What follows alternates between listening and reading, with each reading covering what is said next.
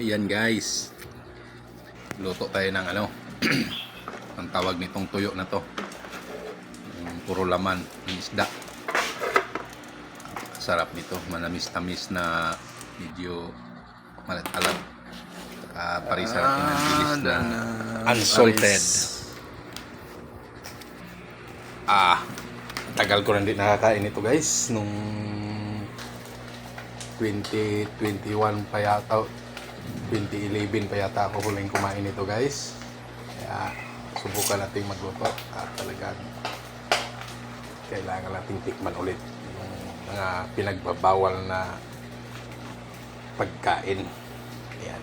Tara guys! Apat lang muna. Yung iba Sarap! bukas naman para may pangkabuhayan pa tayo sa araw-araw. Uy, sarap guys. Ayan na guys.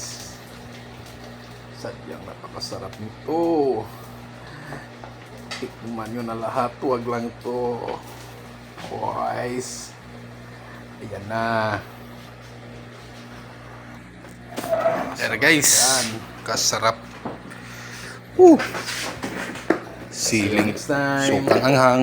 Abangan nyo sa susunod na Kaon kabanata. Pinobre guys. Tabu. Ah.